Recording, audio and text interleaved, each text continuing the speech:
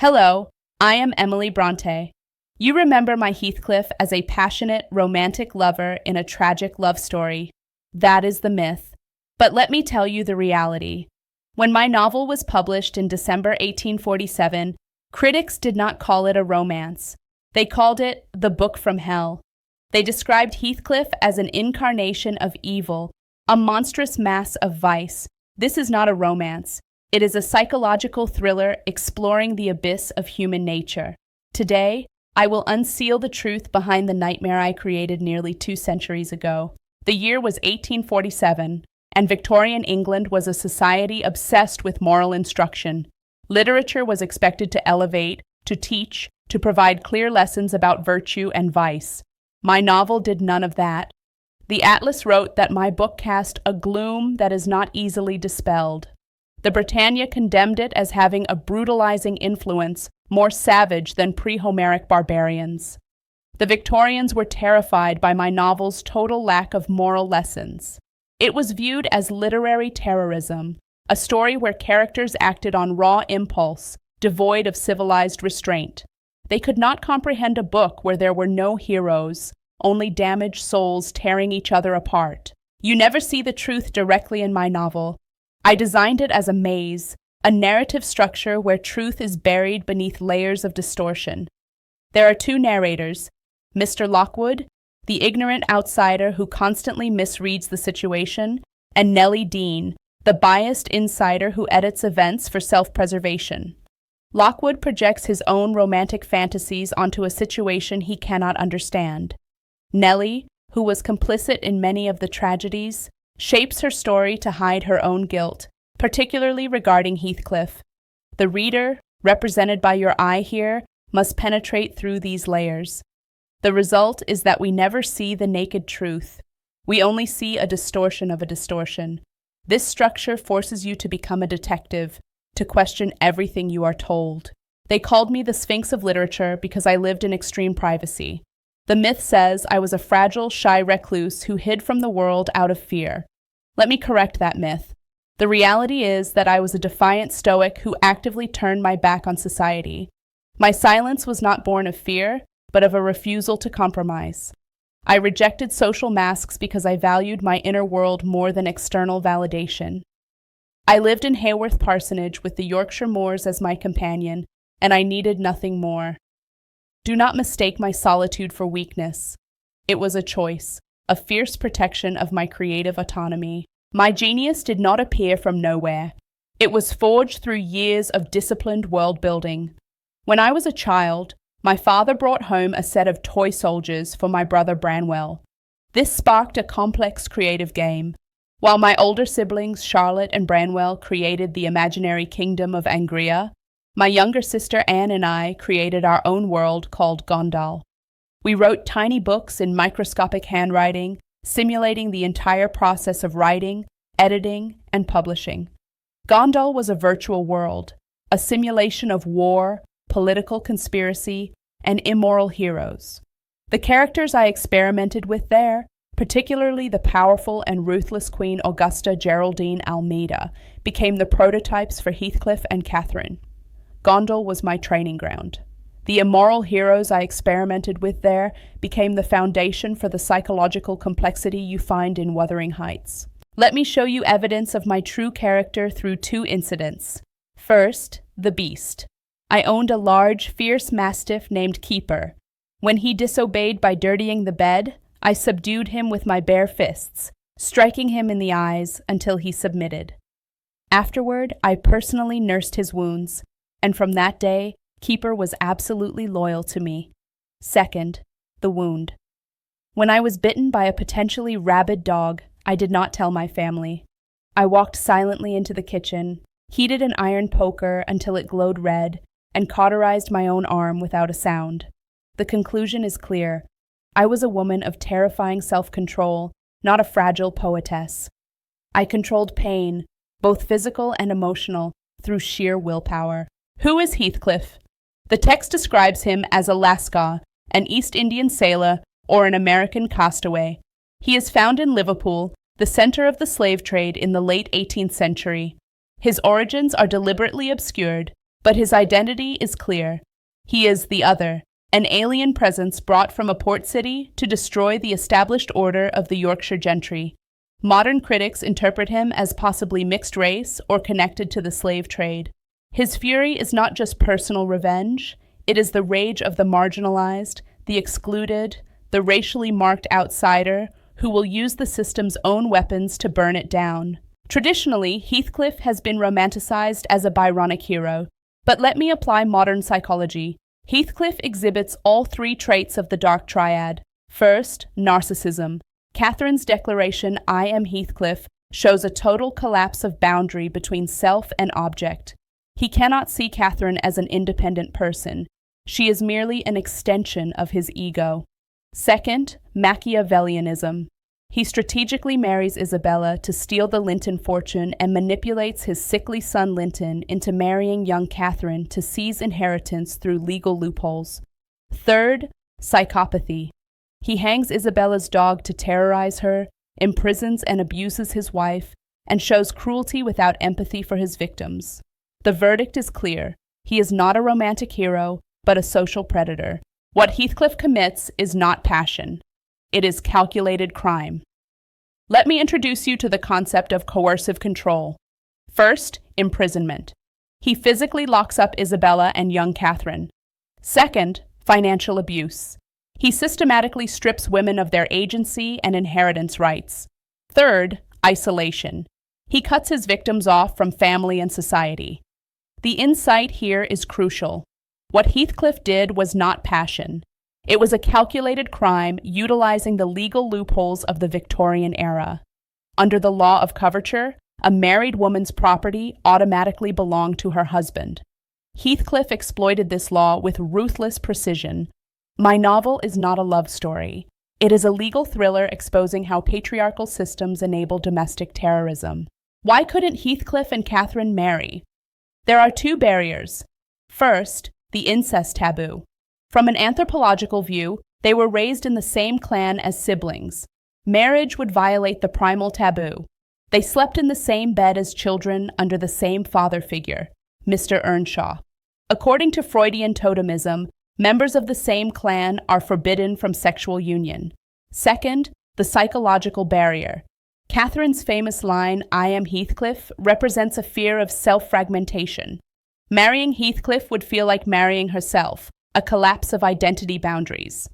Her marriage to Edgar Linton was an attempt to enter the exogamous outside world because union with Heathcliff felt like a psychological implosion. This is why their love could only be consummated in death, not in life. The two houses in my novel are not mere settings. They are opposing cosmological principles. Wuthering Heights represents storm, nature, instinct, and darkness.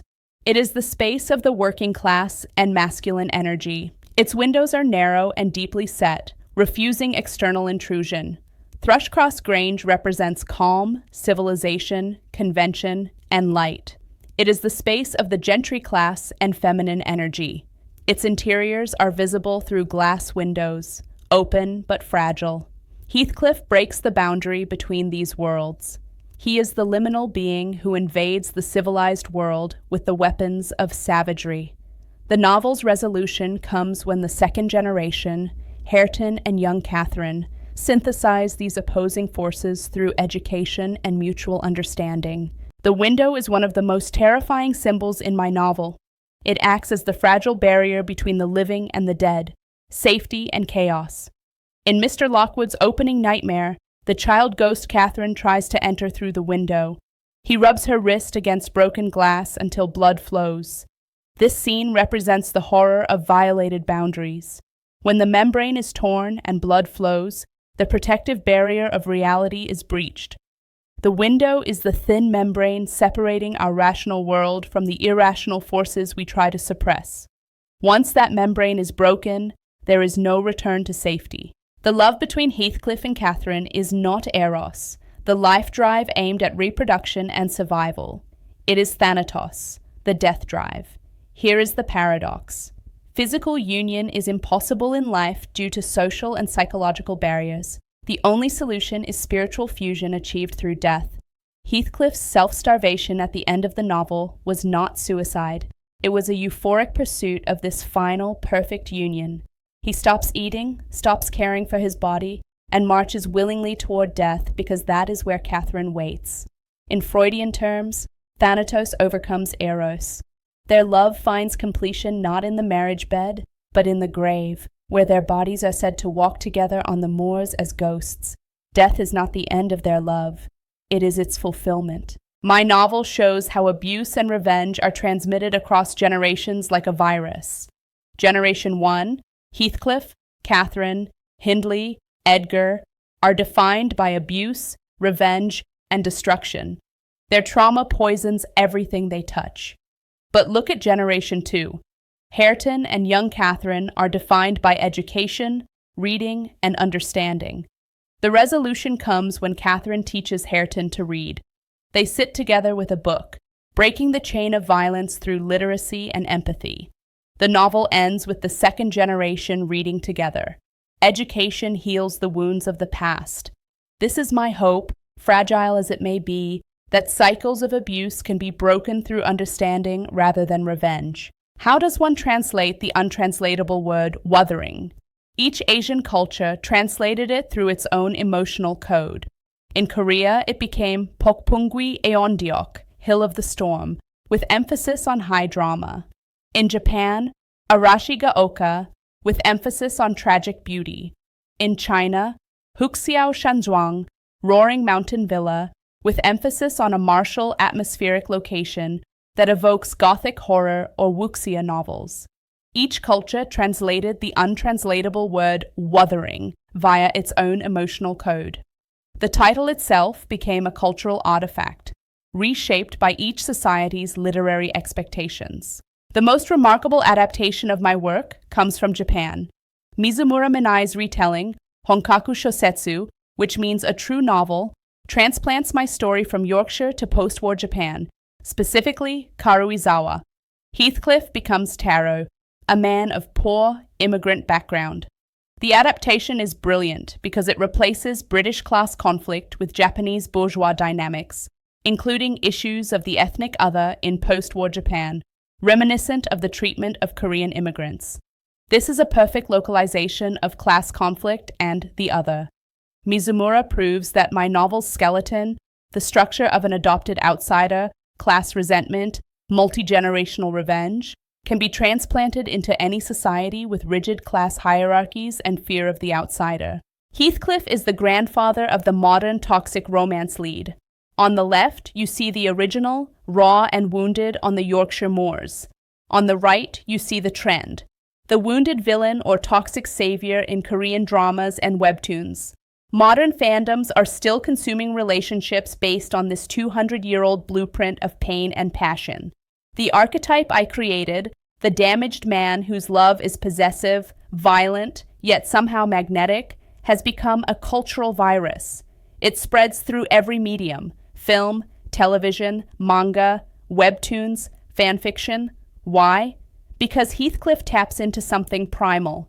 The fantasy that love can redeem monstrosity, that suffering proves depth of feeling. But I ask you to reconsider. Is this really love? Or is it the romanticization of abuse? Even in the digital age, my novel's essence resonates. While not a direct adaptation, the modern video game Wuthering Waves by Kuro Games borrows the keyword wuthering for its title. The game has no narrative connection to my novel, but it utilizes the concepts of desolation, sound represented by waves, and atmospheric decay. The game's world is one of ruins and sonic frequencies, a post-apocalyptic landscape where sound and vibration restructure reality. This shows how classic literary keywords are repurposed to signal depth and atmosphere in modern digital gaming. My word, born from the Yorkshire moors, now lives in a Chinese video game about sound waves and ruins. Language, it seems, has its own afterlife. Why do we remain fascinated by this nightmare? The obsession with monsters like Heathcliff reveals something uncomfortable about human nature. We claim we want moral protagonists, but we are drawn to characters who act out our darkest, most repressed desires. I unsealed the beast within us. The catharsis we feel is not from identifying with virtue, but from watching someone destroy everything in the name of desire without consequence or guilt. We find release not in moral protagonists, but in characters who act out our darkest, most repressed desires. Heathcliff does what civilized society forbids. He rages, he possesses, he destroys. And secretly, we envy his freedom from restraint. I leave you with this question, written in blood across the moors. I am Heathcliff. But I ask you now, who is your Heathcliff? Is he a romantic hero, a symbol of undying passion? Or is he a criminal, a cautionary tale about the danger of obsession? And more importantly, who is the modern version of Heathcliff in today's pop culture? Look around you. Look at your Netflix queues, your webtoons, your K-dramas. Heathcliff is everywhere, reborn again and again. The question is not whether you will encounter him. The question is whether you will recognize him for what he truly is. Reread the text. Decide for yourself.